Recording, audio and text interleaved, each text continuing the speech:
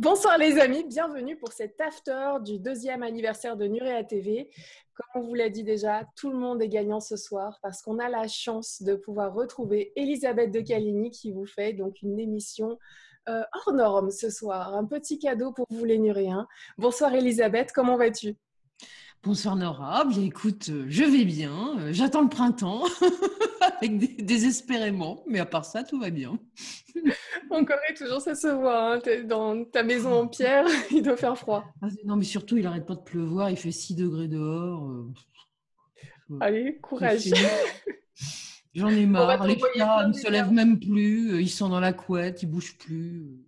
Alors quand les chats sortent pas, c'est pas bon du tout. Il faut faire Il n'y a comme que eux. les corbeaux qui rappliquent sur mes carreaux, c'est à peu près tout. Ouais, c'est très étrange. Eux aussi veulent se réchauffer. Mhm. Ah C'est un non, peu la folie, donc. Vivement le oui, printemps. ça va, à part ça, tout va bien. Génial. Merci à toi de nous proposer cette émission ce soir pour l'anniversaire de Nurea TV. Les amis, si vous appréciez l'émission, n'oubliez pas les pouces bleus pour ceux qui nous regardent sur YouTube et ceux qui iront après. N'oubliez pas de mettre un petit pouce bleu, de vous abonner si ce n'est pas fait. Et merci à vous parce que ça permet vraiment aux vidéos de Nurea TV de se propager sur Internet et d'être proposées au hasard des connexions Internet. Et quelqu'un pourra donc tomber sur cette petite vidéo de ce soir grâce à vos clics. Merci à vous tous. N'hésitez pas aussi à commenter les vidéos, ça nous permet de savoir un petit peu ce que vous avez aimé, ce que vous aimeriez voir aussi les prochaines fois. Donc vraiment, n'hésitez pas, on jette un coup d'œil sur tout et on lit tous les commentaires. Et je remercie à tous ceux qui prennent le temps de poster justement des commentaires sur nos médias, sur notre média et sur nos vidéos sur YouTube notamment, sur le site internet www.nurea.tv. Merci aussi pour votre aide pour faire avancer la chaîne. Et j'ai envie de vous dire tout de suite... allons-y, c'est parti pour cette soirée, ce petit plus, ce petit cadeau spécial Elisabeth. Alors, le petit cadeau de ce soir, c'est un peu original, si je puis dire. On a l'habitude de parler des grilles, des nordiques, enfin bon, des trucs classiques, si je puis dire. Hein. Mais on parle un peu moins des originalités du contact extraterrestre. Et je dois dire qu'en répertoriant tout ce que j'ai envie de mettre dans ce que j'écris à l'heure actuelle, je suis tombée sur quelques pépites qui, je dois dire, ne sont pas piquées des vers. Parce qu'aux quatre coins du monde, eh bien, il y a des gens qui se sont retrouvés face à des créatures un peu spéciales. Et si elles n'étaient pas particulièrement spéciales en apparence, encore que, c'était plutôt leur comportement qui était pour le moins original. Et donc, je vous ai fait une petite sélection. Alors, on va trouver des nains, des géants, des hommes volants, enfin des trucs un peu particuliers, je dois dire. Et parfois, c'est cocasse. Parfois, c'est limite pas sympa. Mais bon, les pas sympas, je les ai mis de côté pour pas vous gâcher la soirée. Je vous ai mis plutôt du sympathique. Voilà. Ah oui, Alors, même si c'est un anniversaire ce soir. On fera une soirée spéciale pas sympa la prochaine fois. oui, non, mais il y en a, il y a un cas dont j'avais parlé chez Antoine, par exemple, qui étaient des êtres minuscules qui avaient carrément tué un mec. Hein. Donc ça, c'est pas rigolo du tout. Là, c'est beaucoup plus gentil. Vous allez voir. On va commencer Juste, par partir au Brésil. coucou à Antoine de Miasme TV, comme tu en as parlé. Vous pouvez retrouver aussi d'autres vidéos d'Elisabeth de Caligny sur Miasme TV. On lui fait un gros bisou. Bisous Antoine. Oui, alors je disais donc qu'on va commencer par le Brésil. On va commencer par le Brésil avec ce qui est arrivé à un monsieur qui s'appelle Antonio Pao Ferro. Et ce monsieur, il adore cultiver son jardin pour se détendre. Alors, il a un petit lopin de terre pas très loin de chez lui, dans un lieu paisible. Le lieu-dit s'appelle Sao Joao et c'est pas loin de la ville de Garaouns. Et il cultive avec amour des plants de tomates, de haricots et de maïs. Et puis, un jour, il va lui arriver une drôle d'histoire dont je pourrais dire qu'elle a la saveur du merveilleux. Parce que vous allez voir ce qui lui est arrivé. Vers 8h30 du matin, le 10 septembre 1965, ce brave homme est déjà dans son jardin en train de cultiver ses plants de légumes. Et c'est alors qu'il entend un bruit qui le fait se redresser. Qu'est-ce que c'est que ce truc ? Et il n'a pas le temps de dire ouf, qu'il voit deux objets circulaires, métalliques, d'éclat métallique, qui vont tranquillement venir se poser à peu près à 8 mètres de lui. Il dira que ça a à peu près 1,50 m de diamètre sur un bon 80 cm de hauteur. Mais ça n'est pas tout. Il y a une petite porte qui s'ouvre. D'abord, il va voir les deux objets s'opposer simultanément, mais alors vraiment synchro. Hein. Et puis, une fois posée, une petite porte s'ouvre et deux petits êtres, tout petits, vêtus d'une combinaison moulante d'une seule pièce, vont prestement sauter sur le sol. Et il va voir, une fois que ces petites créatures sont au sol, les deux petites soucoupes remonter et se mettre en sustentation à peu près à 5 mètres du sol. Les petits personnages doivent mesurer dans les 70 cm, donc c'est pas bien haut. Et ils vont immédiatement se précipiter vers le jardinier, lequel, terrifié, se dit qu'est-ce qui m'arrive et s'agrippe à une branche d'arbre pour pas tomber, parce qu'il est tellement émotionné qu'il a senti ses genoux flancher. Il pense que sa dernière heure est arrivée, que c'est la fin du monde, et l'état de terreur qui est le sien doit être remarqué par les petites créatures. Du coup, elles font demi-tour et vont regagner l'endroit précis où elles ont posé le pied sur le sol. Et elles vont regarder ce pauvre homme terrorisé avec un air particulièrement affectueux et bienveillant. Il y a plein de tendresse dans leur regard, probablement pour ne pas l'effrayer. L'un d'eux va également cueillir une belle tomate et le petit duo va à nouveau s'approcher de l'homme tout en babillant quelques mots qu'il ne va absolument pas comprendre, c'est un langage inconnu pour lui. Et ils vont commencer à jouer à la balle avec la tomate. Inutile de vous dire que ça détend un peu le jardinier. Ils sont insouciants, on dirait des mômes qui jouent finalement. Et ils sont ce qui est absolument incroyable, c'est qu'ils sont d'apparence parfaitement humaine. On appellerait ça, pour des humains aussi petits, des lilliputiens. Ils sont bien proportionnés, sont des êtres humains. Ils paraissent être adultes d'ailleurs. Leur tête, leur corps, leurs membres, tout est parfaitement proportionné. Alors la peau de leur visage et de leurs mains sont très brunes, ça tire un peu sur le cuivre, c'est lisse et il y a quelque chose qui va l'étonner. C'est qu'il n'y a aucune ride sur leur peau. C'est-à-dire, aux jointures, nous avons des rides sur nos mains. Eh bien, eux, pas du tout. C'est complètement lisse.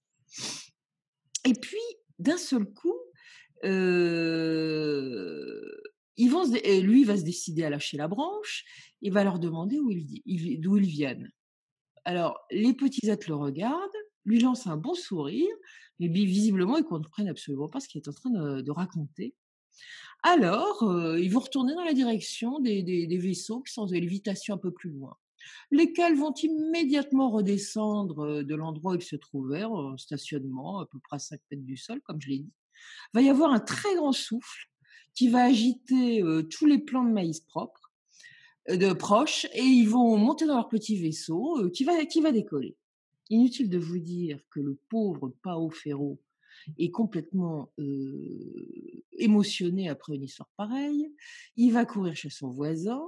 Quand il va arriver, il est tremblant. L'autre est obligé de lui amener une chaise pour pas qu'il tombe par terre. Le voisin s'appelle Monsieur Darocha. Et il va essayer de lui demander ce qui lui arrive. Et il va avoir beaucoup de mal à parler, ce jardinier. Il va expliquer ce qui lui est arrivé, mais il n'arrive pas à s'en remettre.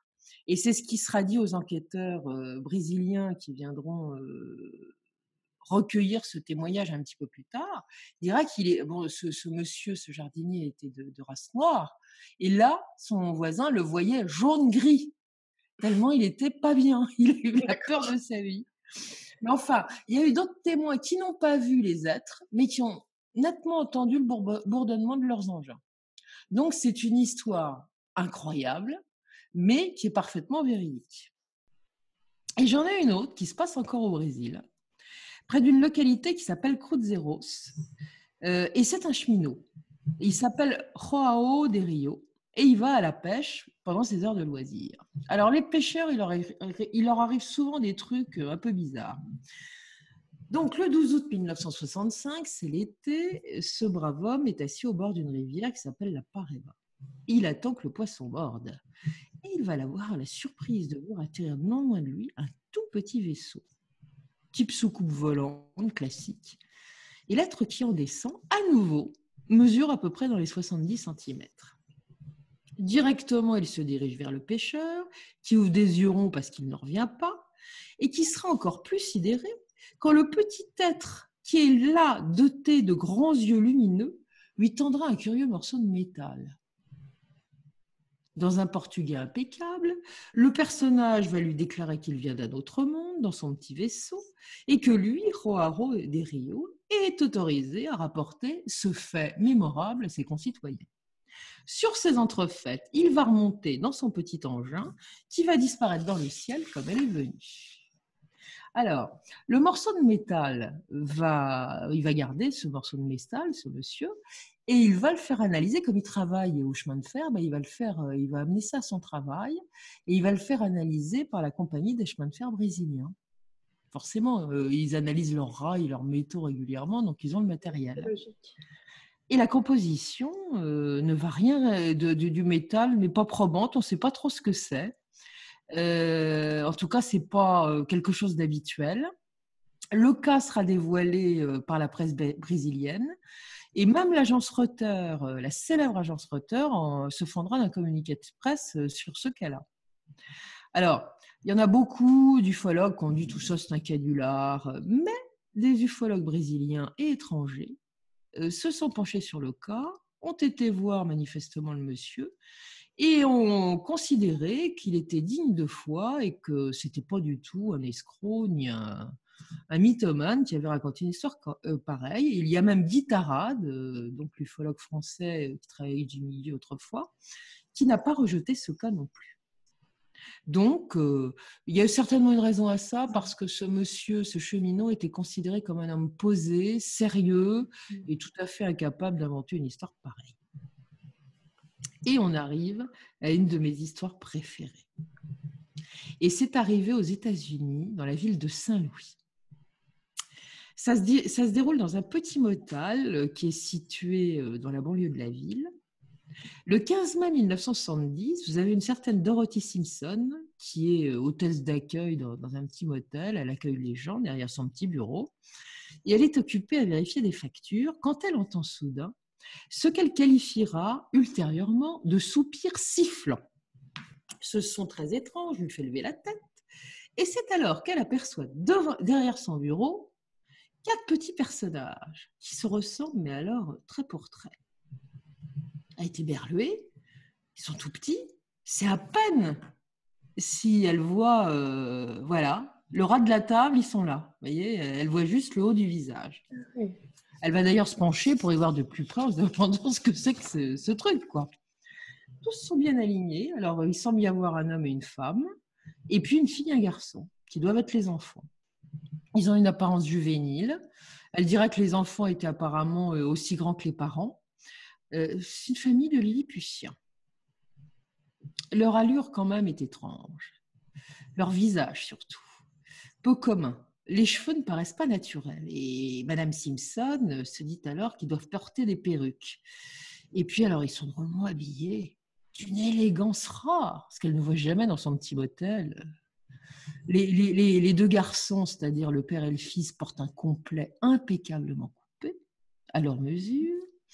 Et les 2 filles portent des robes en mousseline de couleur pastel, très exactement de couleur pêche. Et c'est tellement bien coupé qu'on dirait que ce sont des robes de grand couturier. Donc elle n'en croit pas ses yeux, parce qu'elle ne reçoit pas souvent des clients qui ont cette allure et qui en plus sont sapés de cette façon-là.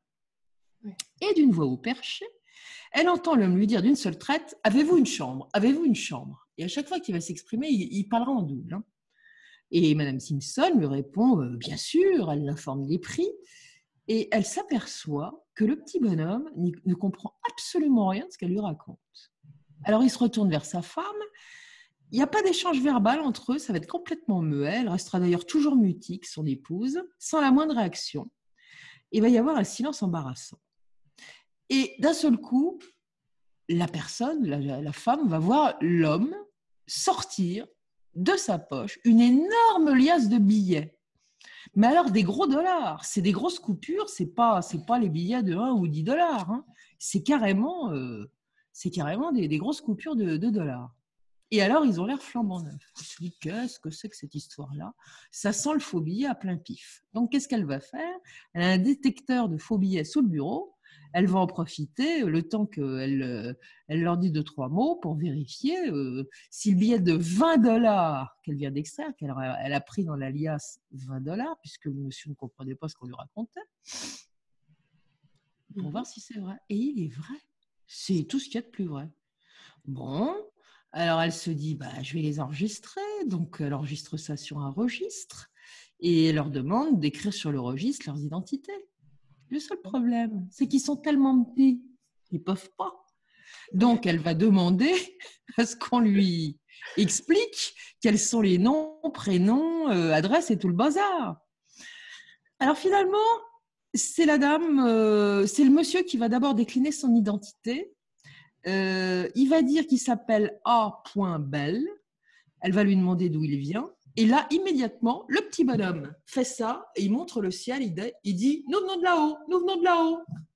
Et aussitôt, sa femme lui retire le bras du haut et lui continue à vouloir pointer son doigt vers le plafond. Et la femme reprend le truc et elle lui dit « Nous venons de l'Indiana ». Et elle donne une adresse. Bon, Madame Simpson n'est pas déçue du voyage. Elle va donc écrire tout ce qu'on lui a donné comme renseignement et elle va demander à ce qu'on signe comme c'est la règle. Et il n'y a pas de stylo, l'homme n'a pas de stylo, le petit bonhomme n'a pas de stylo. Donc elle va lui en prêter un et il regarde le stylo et visiblement il n'a jamais vu ça de sa vie. Il est bien embarrassé, donc elle lui explique qu'il faut qu'il signe. Donc il prend le stylo comme il peut et il va faire un truc, il va signer, mais enfin... c'est très particulier, quoi. Enfin, visiblement, il n'a jamais écrit de sa vie. Et elle regarde à ce moment-là, comme il est penché sur sa table, certainement en faisant les pointes de l'autre côté pour signer, elle regarde de plus près. Et elle donnera des précisions sur son visage, parce que j'en parlerai ultérieurement. Et ça, comme sa femme, la petite Lilliputienne doit s'apercevoir qu'il y a quelque chose que l'hôtesse regarde, elle va faire diversion, elle va demander si dans ce motel, il y a une salle de restaurant où on peut déjeuner. Donc, pas de souci, Madame Simpson va leur indiquer qu'à côté du motel, s'ils prennent à tel endroit, ils vont trouver le restaurant en question et ils vont aller donc se sustenter. Madame Simpson se dit, mais qu'est-ce que c'est que ces drôles de zozos? Elle va donc avertir le directeur du motel pour expliquer qu'elle vient de tomber sur 4 zozos à qui elle vient de louer une chambre, qui sont quand même un peu particuliers, aussi bien dans l'aspect que dans le comportement. Et le patron lui dit, écoutez, vérifiez l'adresse et le nom qu'ils vous ont donné dans l'Indiana. Et là, il n'y a rien. On ne retrouve pas la trace de cette famille. Pendant ce temps-là, vous avez le bagagiste qui sert en même temps que portier, qu'on a envoyé quérir dans la voiture de ces braves gens sur le parking, les bagages pour qu'il les montre à la chambre. Sauf qu'il ne retrouvera jamais de voiture immatriculée dans l'Indiana. Mais ce qui est le plus drôle, c'est ce qui va se passer au restaurant. La serveuse ne va pas être déçue des voyages. D'abord, on leur donne le menu. Et le père, celui qui est censé être le père de famille, commence à nous le lire à haute voix. Aux grandes dames de la serveuse, parce qu'il a une voix de stentor, et des clients qui n'en reviennent pas. Et à chaque fois qu'il lit un plat, il demande à la serveuse de lui expliquer d'où viennent les aliments, comment c'est fabriqué, enfin bon bref, on n'en sort pas. Finalement, la dame, l'épouse de cette curieuse famille va commander des petits pois et du lait pour elle, les enfants, mais lui va demander un beau steak accompagné de petits pois. Il ne veut pas de boire de lait, il veut de l'eau. L'ennui, c'est que quand on va les servir, il n'arrive pas à manger. Il a beau couper des tout petits bouts, ça passe pas. Pourquoi ? Parce qu'il n'a pas de bouche. Il a une espèce de fente qui lui sert de bouche. Donc, quand il veut rentrer avec sa fourchette, dont il ne sait pas se servir d'ailleurs, le morceau de viande, ça passe pas. Donc, il va renoncer. Et il va essayer d'avaler les petits pois. Et tous vont faire pareil. Ils vont aligner les petits pois sur le couteau avec leurs mains. Ils vont mettre le couteau comme ça et ils vont aspirer en faisant un boucan de succion absolument épouvantable. Inutile de vous dire que tout le monde les regarde en se disant mais qu'est-ce que c'est que ces gens-là qui ont des têtes pas possibles et qui bouffent comme des cochons.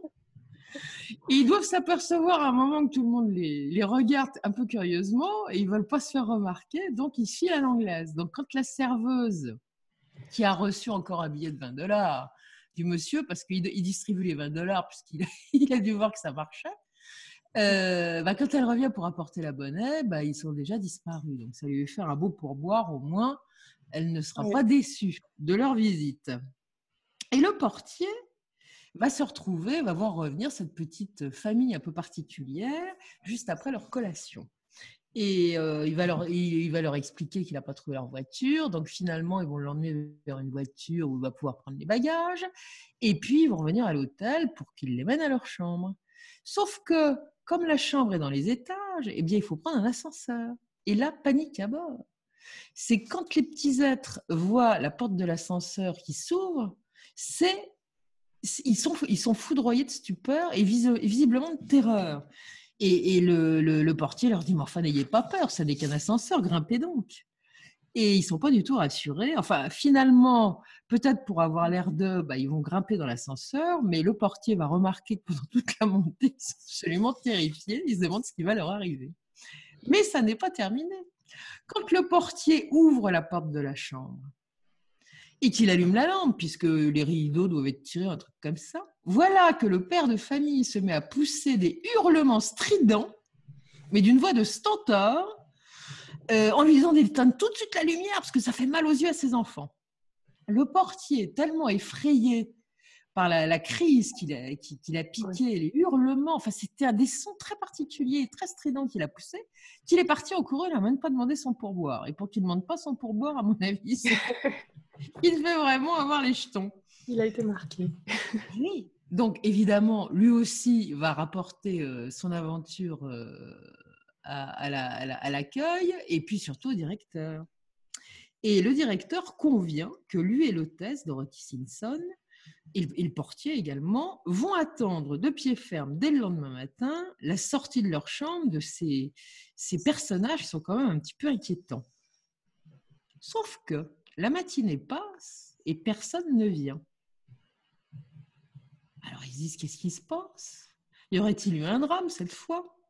Donc tout le monde va monter voir dans la chambre pour vérifier. Quoi. Et il n'y a personne. La chambre est intacte, comme s'il n'y avait jamais eu personne, disparue sans laisser de traces. Alors, évidemment, ça leur pose problème. Ils disent, comment se fait-il? Parce qu'ils vont découvrir que la porte la nuit du motel est fermée, la porte d'entrée pour rentrer dans le motel, et il y a une alarme. Or, quand ils sont arrivés le matin tôt pour le motel, la porte n'était pas ouverte, elle était toujours verrouillée à clé comme ils l'avaient fait la veille, et l'alarme ne s'était pas déclenchée. Donc, ils n'y comprennent rien. Donc, ils vont aller faire vérifier l'alarme pour voir si elle n'a pas un souci. Or, cette alarme, une fois vérifiée, fonctionne très bien. Donc, ils se disent, il y a quelque chose qui ne va pas. Et ils vont d'instinct contacter une association ufologique qui s'appelle UFO Study Group of Greater Sydney, et ils vont expliquer ce qui leur est arrivé. Et il y a un enquêteur qui s'appelle John Schroeder, qui va venir enquêter sur les lieux. Il va interroger minutieusement tous les employés de l'hôtel qui l'ont vu, il y en a 5 en tout, et il va obtenir une description parfaite.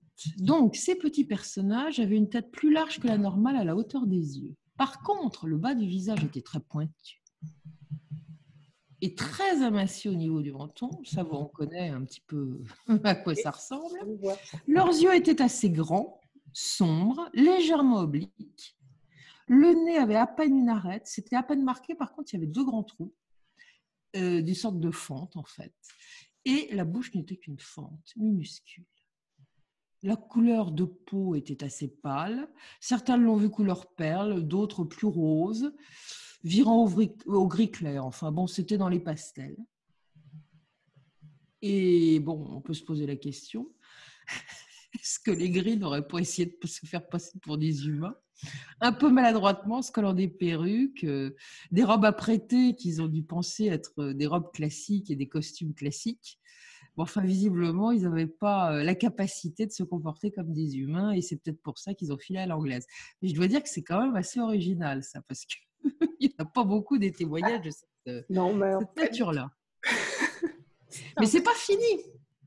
C'est que je vais vous raconter un autre cas qui est quand même pas piqué des hannetons non plus et qui s'est passé en Argentine dans un lieu-dit qui s'appelle Las Salinas et qui se trouve à proximité de la ville de San Miguel de Tucumán. Le 10 septembre 1978, vers 16h40, un adolescent de 16 ans, Miguel Ángel Carbaral, il regarde la télévision dans l'arrière-boutique du magasin qui est fermé à cette heure-là. Et ça fait un petit appartement contigu, donc c'est une salle à manger. Puis je regarde ça avec un autre employé du magasin, un jeune homme de 23 ans, qui s'appelle Miguel Ledesma. Pardon. Il y a une troisième personne aussi dans la salle qui est un handicapé, qui doit être un parent, qui est un infirme. Bon, donc il regarde la télé et puis d'un seul coup, voilà quelque chose qui est inquiétant. C'est que l'image du téléviseur se met à rétrécir soudainement. Donc ils disent qu'est-ce qui se passe, ils tapent sur la télé, ça marche pas, ils finissent par l'éteindre. Alors ils disent qu'est-ce qu'on va faire, ils s'ennuient. Il faut dire qu'il n'y a pas beaucoup de clients. La supérette en question se trouve sur le bord d'une route où il n'y a pas beaucoup de monde. Et donc c'est l'heure creuse et bon, voilà.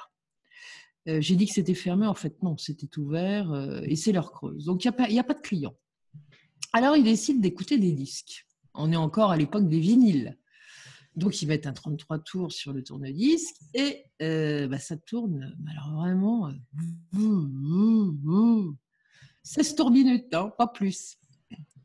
Et ils disent qu'il doit y avoir une panne d'électricité, enfin, une baisse de l'électricité, de l'intensité dans le secteur. Et ils renoncent donc à écouter la musique. Ils se disent, mais qu'est-ce qu'on va faire? Avec un transistor à pile, on n'a pas de souci. Allez, on va écouter un match de foot. Que nenni, il y a des interférences, ça ne marche pas non plus. Et c'est à ce moment qu'ils vont entendre un bruit phénoménal qui se passe dans la supérette, dans le magasin. Immédiatement, les deux garçons pensent que c'est un cambriolage. Ils se précipitent sur l'infirme pour le mettre à l'abri en le mettant dans la cour arrière de l'endroit. Et ils vont pénétrer prudemment dans le magasin, qui communique par la salle à manger d'ailleurs. Immédiatement, ils remarquent une bouteille de vin et des pots de mayonnaise qui sont brisés par terre. Un peu plus loin, la balance qui sert à peser les produits est par terre également, sa vitre est fracassée. Et ils vont s'apercevoir également que la calculatrice qui se trouve à côté de la caisse va changer de place. Elle n'est plus à sa place habituelle. Mais ça, c'est rien. C'est qu'ils vont se retrouver face à quelque chose qui va les glacer d'effroi. Au fond du magasin, deux personnages d'aspect absolument humain, mais qui ne dépassent pas le mètre, sont en train de les observer. Michael Carbaral confiera plus tard qu'il a eu très peur à ce moment-là. Et il se dit, ce type-là lisait le journal et s'intéressait aux ovnis, aux extraterrestres. Et l'apparence de ces êtres lui font penser à un article qu'il a lu dans un journal qui s'appelle La Gazzetta, indiquant qu'il y avait des ovnis qui avaient été aperçus dans le secteur de Las Salinas, là où ils sont. Et il pense qu'il s'agit de martiens. Il emploiera le qualificatif martien, d'ailleurs. Pourquoi le pense-t-il? Parce que les deux êtres qui sont face à eux sont vêtus de combinaisons moulantes, comme de celles des hommes grenouilles, de couleur bleu brillant. Ils portent de hautes bottes claires, des longs gants noirs et brillants. Et leur tête est recouverte d'un casque bleu foncé. Mais à travers le casque, enfin, on voit le visage quand même, ils vont s'apercevoir que les êtres sont d'une laideur effroyable, Ils ont la peau foncée avec des taches de rousseur. C'est quand même pas banal, des extraterrestres à taches de rousseur. Donc des taches de rousseur et la peau très abîmée, comme s'ils avaient eu la variole ou alors un gros acné. Vous voyez, des cicatrices de gros acné. Ils verront que leurs yeux sont comme les nôtres, hein, droits, horizontaux, leur bouche comme les nôtres également. Le nez, ils n'ont pas bien vu, mais c'était un peu épaté, un peu négroïde peut-être. Ils avaient 5 doigts et tout le reste de leur corps était tout à fait proportionné et normal, même si leur taille était minuscule. Par contre, ils seront incapables de dire plus tard si c'était des hommes ou des femmes. Ça, ils n'arrivent pas à le déterminer. Toujours est-il qu'une fois qu'ils ont fini de se regarder en chaîne de faïence, l'un des êtres va pointer vers eux un objet qui ressemble étrangement à un séchoir à cheveux. Immédiatement, les 2 jeunes gens se sentent menacés et ils entendent clairement une voix qui les avertit que s'ils s'avisent de crier, ils vont être embarqués illico dans un vaisseau. Donc, ils se taisent. Ils diront quand même plus tard à la police, parce que la police sera appelée évidemment, qu'ils n'ont pas vu du tout leurs lèvres bouger, même s'ils ont entendu clairement parler. Alors peut-être qu'ils ont eu un message télépathique, je ne sais pas du tout. Je ne donne pas de précision là-dessus. Ils ne sont pas au bout de leur surprise. Après la frayeur, ça va être autre chose. C'est qu'un des 2 êtres va toucher le bout de son nez et hop, les 2 vont se volatiliser dans la seconde. Et là, les 2 jeunes gens n'y comprennent plus rien ici, mais où ils sont passés sous leurs yeux, plus rien, rideau. Michael Carbaral se précipite alors sur le tiroir de la caisse pour prendre les clés de la porte du magasin, qui est alors fermée à double tour, et l'employé suit après s'être armé d'un couteau et d'une barre de fer en se disant on va les avoir. Et puis en fait, il ne voit rien du tout. Et d'un seul coup, ça réapparaît. Ça réapparaît, les 2 êtres réapparaissent pour se volatiliser à nouveau sur leurs yeux. Et ils vont se rematérialiser dans l'arrière-boutique, dont la porte est ouverte. Les jeunes gens vont dire qu'à chaque fois qu'ils se dématérialisent, ils entendent comme un son qui fait tin, tin, tin, tin.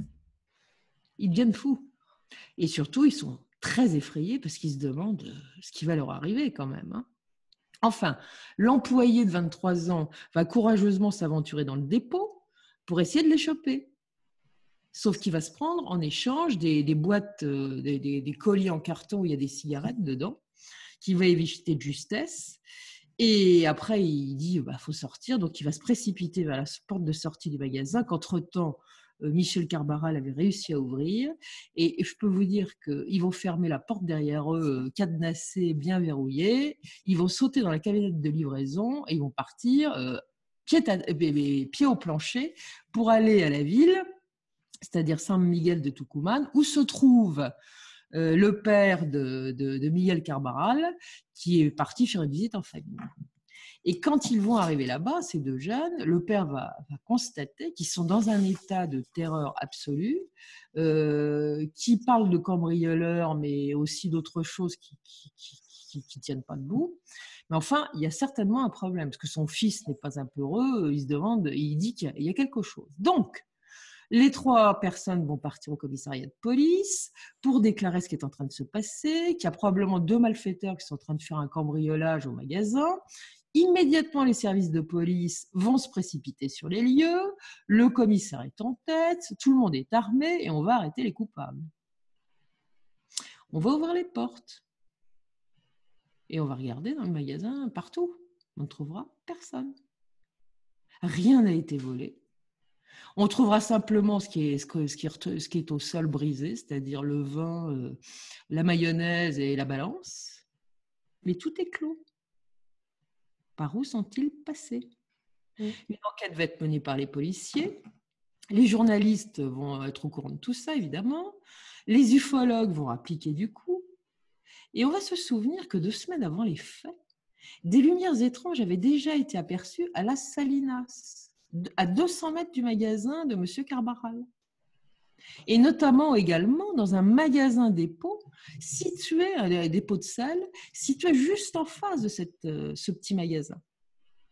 et qu'il s'était déjà produit un curieux incident. Une lampe de ce magasin de dépôt n'avait pas arrêté de s'éteindre et de s'allumer jusqu'à ce qu'elle ne s'allume plus du tout. Et dans une maison abandonnée qui était proche, dans le même périmètre, eh bien, des personnes qui passaient à proximité avaient entendu des bruits étranges, comme si on jetait des pluies de pierres à l'intérieur. Mais il va s'avérer qu'un incident similaire s'était déjà aussi produit le 27 août précédent, toujours à Las Salinas. Vers 15 heures, un certain Nino Gomez va apercevoir au beau milieu de sa maison 2 personnages qui ne mesurent pas plus d'1 mètre, au visage abîmé comme par des traces d'acné, portant des tenues brillantes ainsi que des bottes et des gants noirs, qui vont se volatiliser sous ses yeux. Ce sont les mêmes, a priori. Donc, il va y avoir une enquête très précise qui va être faite. Les ufologues vont déclarer que les témoins de ces différents événements sont dignes de foi. Et manifestement, il y a eu la visite de deux créatures quand même très particulières et qui n'ont pas tout à fait le profil habituel de ce qu'on rencontre lors de contact avec ce qu'on appelle des extraterrestres. C'est clair. Maintenant, je vais vous raconter l'histoire qui est arrivée à des écoliers. Nous partons dans le Bedfordshire, en Angleterre. C'est une affaire qui a été étudiée et répertoriée par divers ufologues et également par le grand Jacques Vallée. Le 28 janvier 1967, 13 h, une bande de gamins se rendent à l'école où les cours reprennent vers 14 h. Ils jouent un peu en chemin. Alors, ils sont sur un sentier en file indienne qui mène vers l'école. Et ils se trouvent dans un lieu-dit, une petite vallée qui s'appelle le Dell. L'endroit est idéal pour jouer parce qu'il y a des arbustes, des arbres, on peut jouer à cache-cache et on peut jouer un petit peu partout. Ils sont en train de bavarder entre eux lorsque tout à coup, un éclair rapide se produit non loin du groupe. Et ce n'est pas un éclair classique. Il ne fait pas beau, il a plu, mais ce n'est pas orageux, c'est quelque chose d'autre. Ils sont un petit peu surpris, mais ils ne sont pas arrivés au bout de leur surprise. Car l'un des gamins âgés de 10 ans, Alex Butler, qui marche en tête de la file indienne, va apercevoir soudainement un petit être qui a les contours luminescents un peu bleutés. Et cet être, ça le rend tout bleu. Et puis, il a une brume qui masque son visage et il a l'air d'être tout bleu, avec les traits flous. Il ne mesure pas plus d'1 mètre. Il a un immense chapeau aussi. Alors, très immense, 60 cm de haut, dira-t-il. Une sorte de chapeau melon, dira-t-il, puisque le haut est complètement arrondi, mais tout en hauteur. Il porte une sorte de vêtement fait d'une pièce, donc on peut admettre que c'est une combinaison.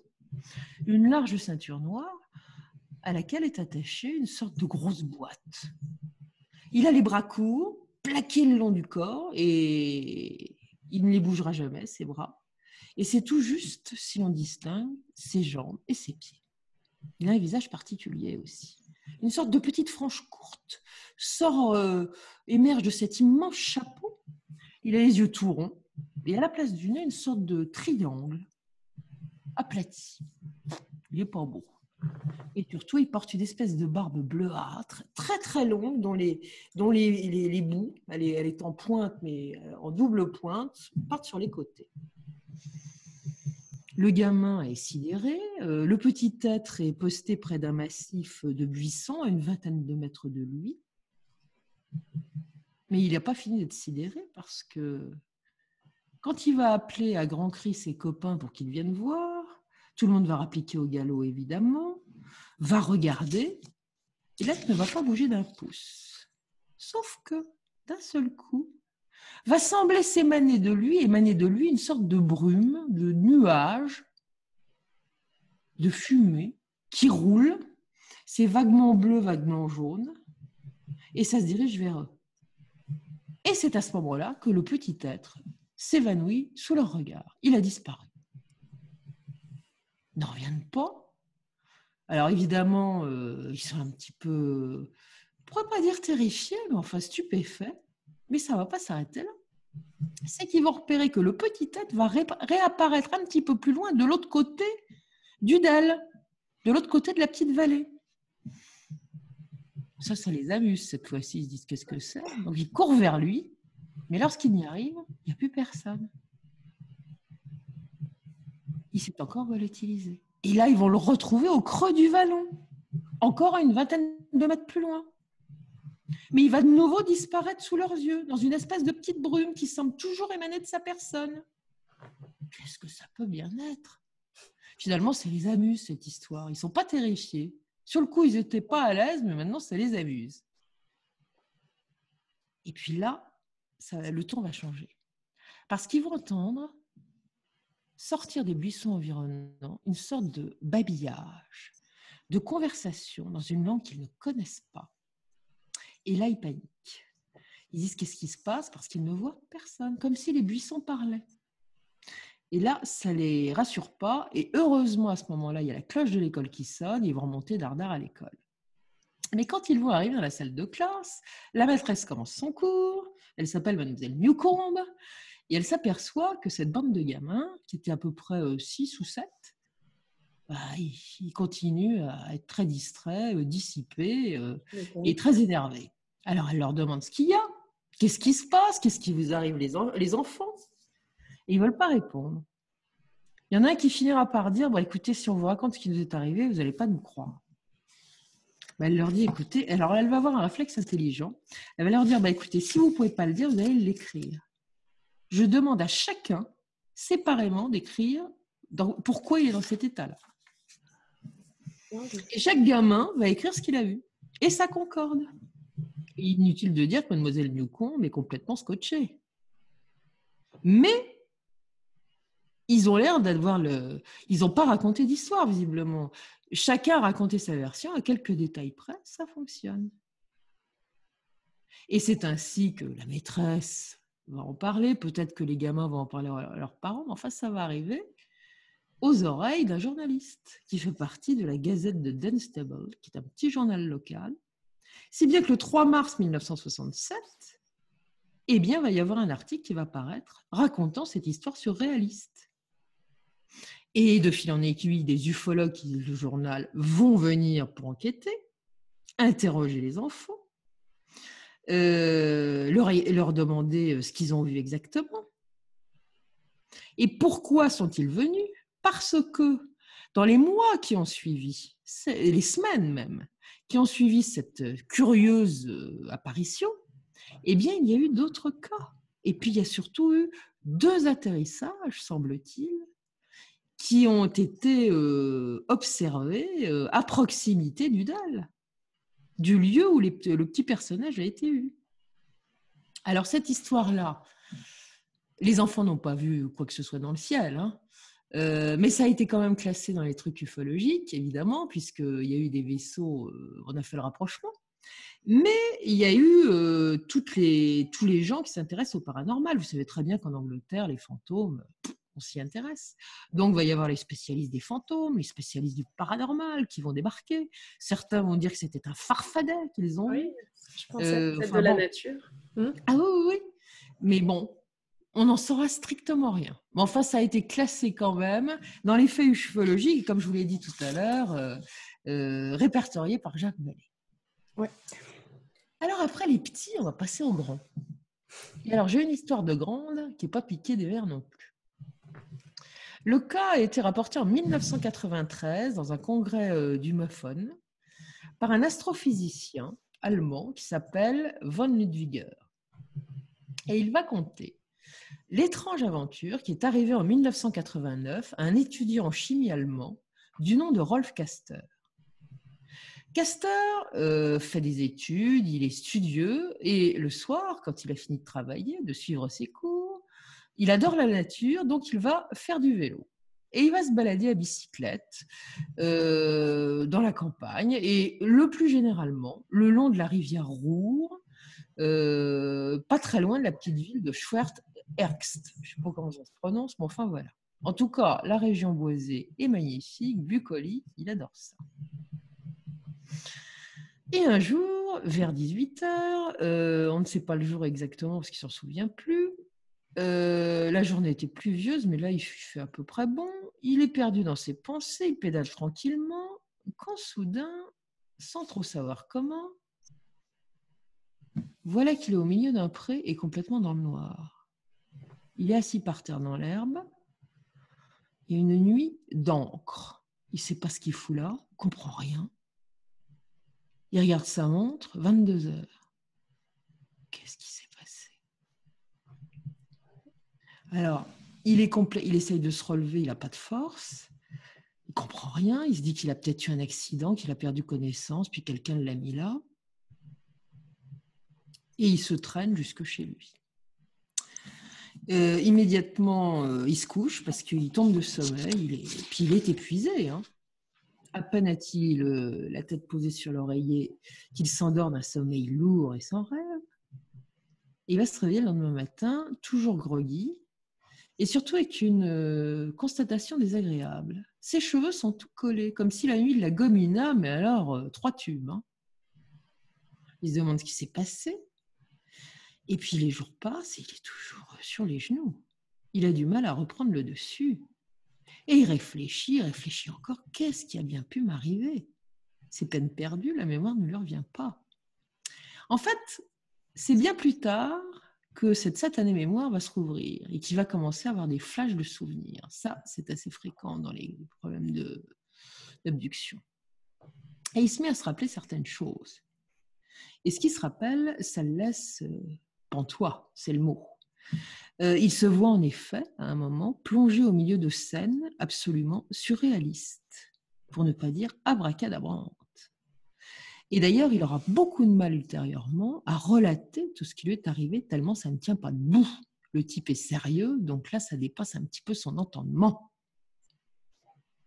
Dans un premier temps, il va se souvenir qu'il était en train de pédaler, effectivement, dans la nature, et qu'il va passer près d'un petit bois. Et c'est à ce moment-là que quelque chose qu'il va prendre pour un animal va surgir d'un fourré et passer très vite devant lui. Mais alors, très très vite, à une dizaine de mètres. C'est tellement rapide qu'il ne sait pas ce que c'est au fond. Hein. Alors il descend de sa bicyclette, et c'est alors que, sorti de nulle part, voilà que se dresse devant lui une silhouette féminine qui se met à grandir démesurément. Elle va atteindre jusqu'à 4 mètres de long, vous imaginez. Alors là, la silhouette féminine, au début, c'est une très jolie jeune femme. Mais alors vraiment une pin-up. Vêtue d'une super combinaison moulante. Et alors, ça recouvre tout, ses pieds, sa tête. Il n'y a que le bout des doigts qui n'est pas recouvert et le visage. Elle est parfaite, elle est belle, comme le jour. Et alors, elle grandit, elle grandit, elle grandit, elle grandit. 4 mètres, imaginez, une géante de 4 mètres. Ouais. Le plus surprenant, c'est qu'il ne panique pas. Jamais il ne paniquera, vous allez voir. Tout le monde aurait été impressionné, lui non. C'est pas son cas. Et même très détendu, il va engager la conversation avec la curieuse géante, comme si tout était banal. Et la première chose qui lui vient en tête, c'est de lui demander si elle arrive du futur. Très aimablement, la géante, qui parle un allemand parfait, va lui expliquer que pas du tout. Elle est originaire de la constellation du Loup. Et puis elle lui dit, écoutez, suivez-moi. Pas le temps de répliquer que dans l'instant, il aperçoit, comme arrivé au-dessus de la petite clairière où il se trouve, un petit nuage flottant à une centaine de mètres d'altitude. Le nuage s'est arrêté. Il est surpris, et d'autant plus surpris que le nuage va lâcher une averse. 3 rayons, 3 colonnes de pluie, mais alors mises en triangle. Et quand ça, alors c'est vraiment beaucoup d'eau, c'est vraiment des colonnes d'eau, et quand ça touche le sol, c'est en cercle. La trace laissée de l'eau sur le sol est en cercle, mais bien définie. Inutile de vous dire que ça le surprend, que ça passe. Ouais. Mais il n'a pas fini. C'est qu'au cœur de chacune des colonnes de pluie, qu'est-ce qu'il voit? Une grosse chaîne de fer qui descend au milieu de la colonne, avec au bout une barre en fer aussi. Enfin, c'est du métal. Mais il n'a pas fini. La géante de 4 mètres Lui, il est lilliputien à côté. Elle te l'attrape et hop, elle le met sur son épaule. Elle attrape une des barres de fer et flouc, les voilà qui montent. Dans ce nuage qui finalement s'est transformé en un vaisseau discoïdal d'une bonne centaine de mètres de diamètre. Et quand il arrive à l'intérieur, il n'est pas au bout de ses surprises. Il va y avoir d'autres géants, tout aussi grands que la belle Nana.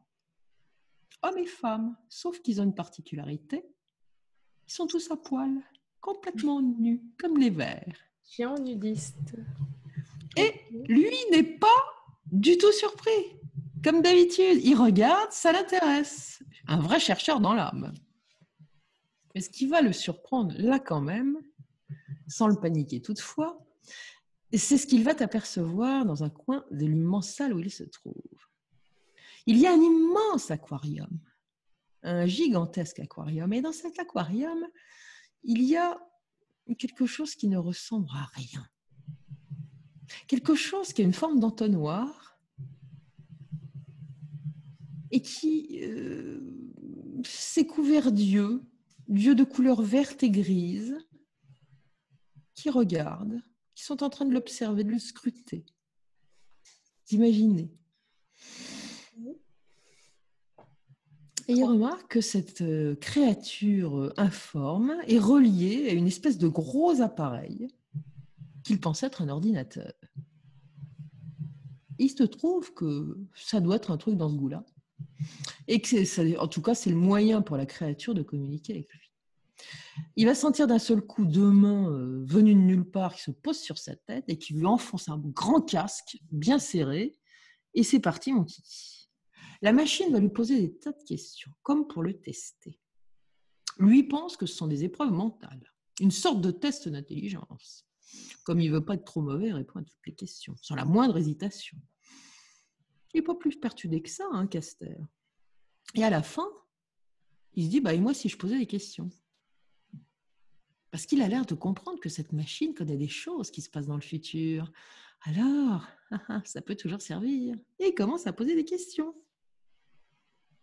Du genre, comme il est biologiste, qu'est-ce que vous pourriez me communiquer comme formule pour faire des médicaments révolutionnaires? Qu'est-ce que vous auriez comme solution nouvelle à me proposer en matière d'énergie? Et la machine répond. Et il retient ce que la machine répond. Et quand la mémoire lui reviendra plus tard, il ressortira. Et des années plus tard, il va expérimenter les formules qu'on lui a communiquées et déposer des brevets. Moins pour avoir un résultat que pour démontrer et prouver son témoignage.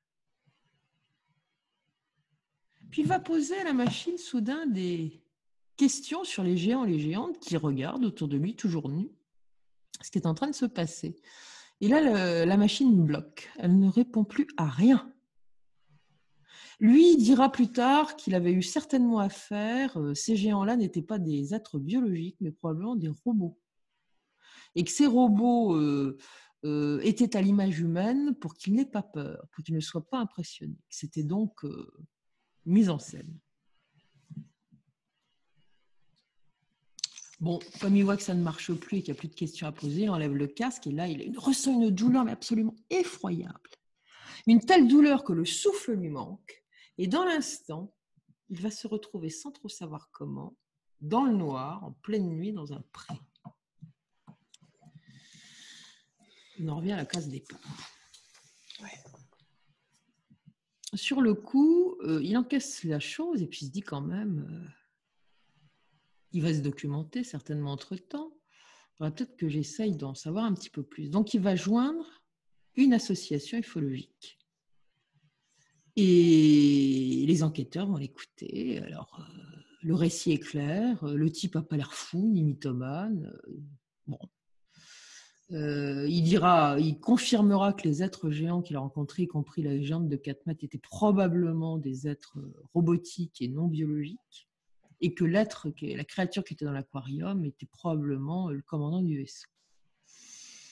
Et cette histoire, pour le mot abracadabrante, va arriver aux oreilles d'un scientifique allemand, un astrophysicien qui s'appelle donc Eberhard von Ludwiger. Et le gars va interroger l'étudiant, l'apprenti scientifique, qui est peut-être devenu scientifique entre-temps d'ailleurs. Il a peut-être eu ses diplômes.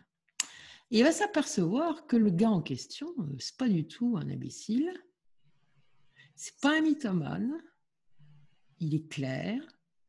Et surtout, ce qui l'attire, c'est qu'à chaque fois qu'il lui demande de raconter son histoire et certains détails, il voit bien que le gars, qui est un rationnel, il bloque, il n'est pas bien manifestement, à l'idée de raconter cette histoire qui ne tient pas debout.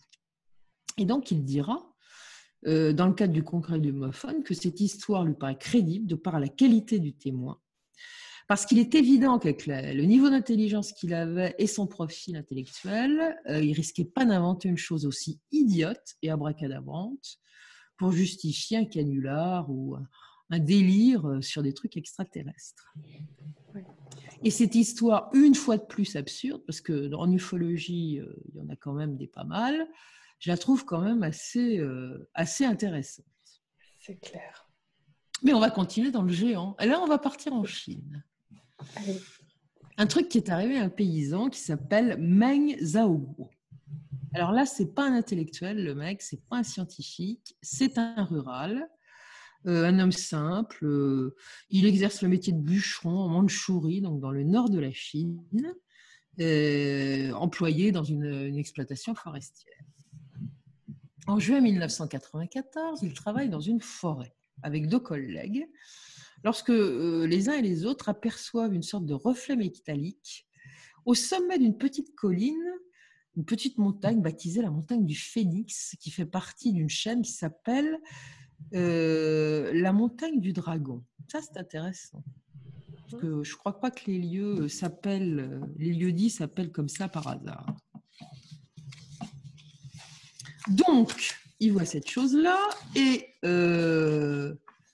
il se dit, il faudrait peut-être que j'aille voir. Pourquoi ? Parce qu'il ne gagne pas beaucoup de sous, il a une femme, il a un enfant, et il se dit, c'est peut-être un hélicoptère qui s'est crashé, il y a peut-être du métal à récupérer, et ben après mon boulot, je vais aller y voir. Et le voilà qui monte sur la petite montagne du Phénix. Il observe de loin quand il arrive ce qu'il pense être l'appareil crashé. Et c'est là que ça se complique. Il ressent un immense choc au niveau du front. Il tombe par terre sans connaissance. Et il se réveillera plus tard dans sa cabane. La cabane où les travailleurs sont regroupés. Il ne comprend pas comment il est arrivé là. Quelques temps plus tard, il a rejoint sa famille. Il fait dodo avec sa femme, sa fille, parce qu'en général, dans le milieu rural, les Chinois dorment souvent dans le même lit. Et au milieu de la nuit, il est réveillé en sursaut. Et il s'aperçoit que face à lui, il est en train de flotter à il est en train de flotter à quelques centimètres au-dessus de son lit, et surtout qu'à quelques mètres de lui se trouve dans la pénombre un être très grand, très grand, qui va s'approcher. Et il va découvrir que c'est une immense géante, une créature féminine qui fait dans les 3 mètres. Très sexy. Il dira d'ailleurs avec ces mots, elle avait la cuisse rose. Elle a des cheveux tressés, son visage est rond, pâle, et elle a des formes imposantes. Je vous laisse deviner lesquelles. Alors, c'est pas tout. Voilà qu'elle empoigne notre pauvre paysan et qu'elle lui fait sa fête. Faut quand même le dire. Ça va durer 40 minutes en lévitation au-dessus de maman et de sa fille qui dorment. Je ne sais pas si vous voyez le tableau. Et une fois que la chose est terminée, ça s'est très bien passé, il est très content. Il voit la géante, qui a l'air très contente elle aussi, passer à travers le mur. Il se dit quand même, j'en reviens pas. Et puis, pour être sûr que ça lui est bien arrivé, il va quand même baisser son pantalon de pyjama pour découvrir finalement qu'il a une immense cicatrice de 50 cm sur le long de la jambe. Mais un truc bien conséquent. Bon, inutile de vous dire que ça l'a un peu bouleversé, même s'il a passé un bon moment, et qu'il va finir par en parler. Il va déjà en parler à sa femme, qui finalement ne prendra pas la chose trop mal. Alors peut-être qu'elle a pensé qu'il délirait ou qu'il avait rêvé. Enfin, je ne sais pas. Enfin, elle n'a rien dit. Elle n'a pas fait de scène de ménage.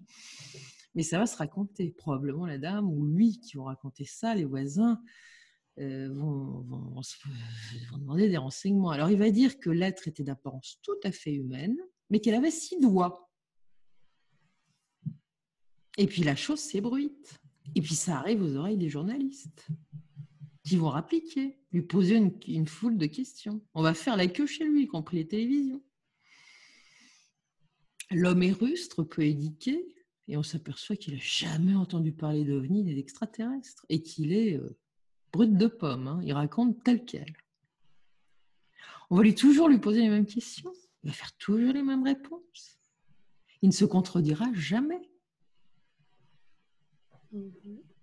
Et puis il va raconter d'autres choses. C'est qu'après cette histoire-là, ça ne s'est pas arrêté là. Il va rapporter qu'un jour, il a lévité, qu'il a passé lui aussi à travers un mur. Il va dire aussi qu'il a rencontré par la suite d'autres visiteurs à bord d'un vaisseau, que ceux-là parlaient en chinois, mais avec un fort accent.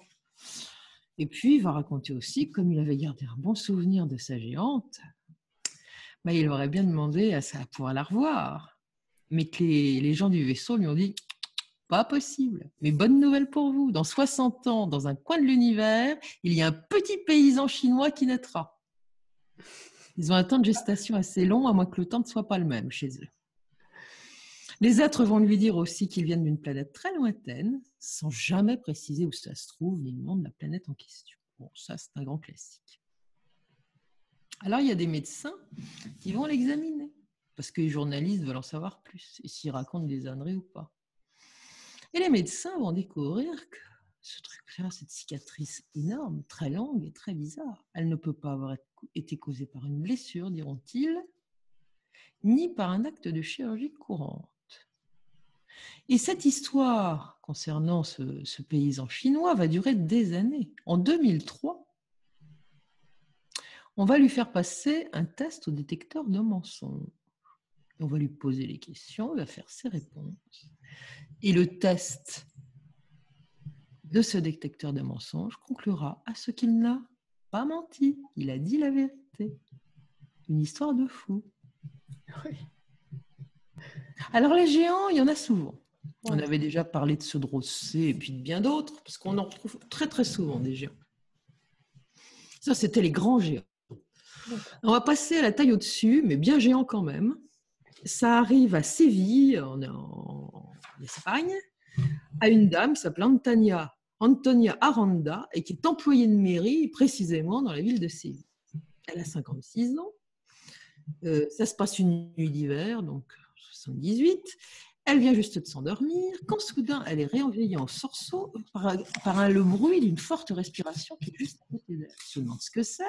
Elle ouvre les yeux. Qu'est-ce qu'elle voit face à elle? Un être de 2 mètres de haut, vêtu d'une combinaison noire et portant sur la tête un casque.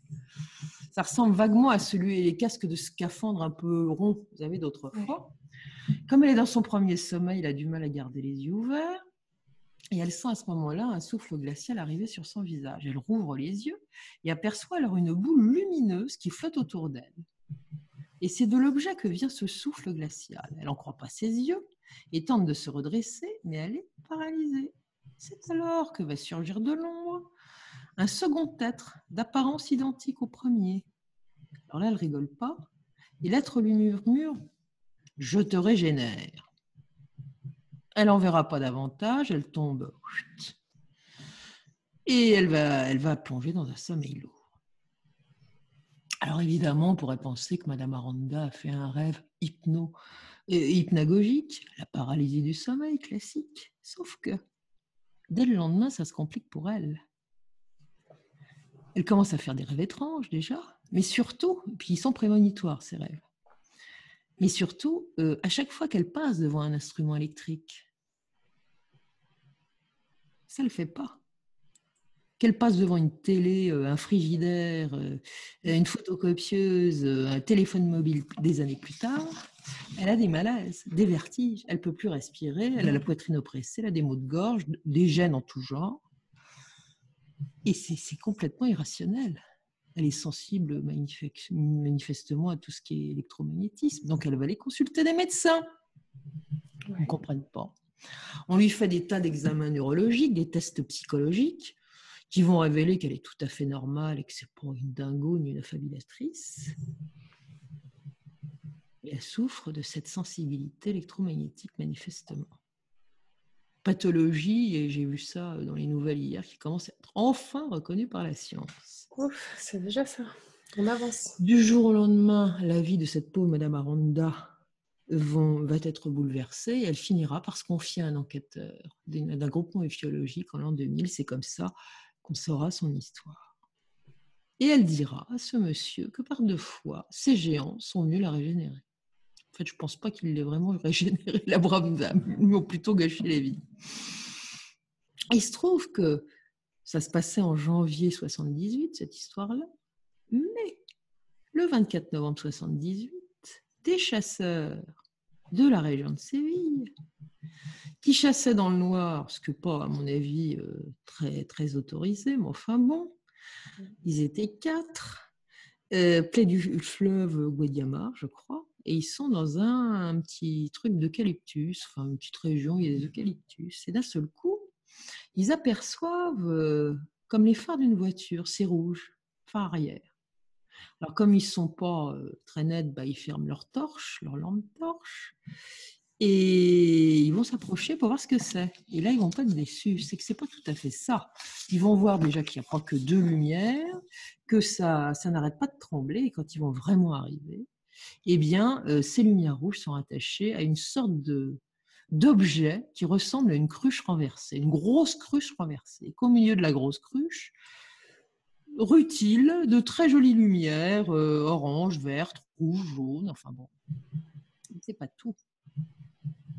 C'est qu'il voit à côté de ce vaisseau un être grand, costaud, qui doit mesurer plus de 2 mètres et qui émet des sons étranges. Il fait et il porte une sorte de casque rond, noir, à visière.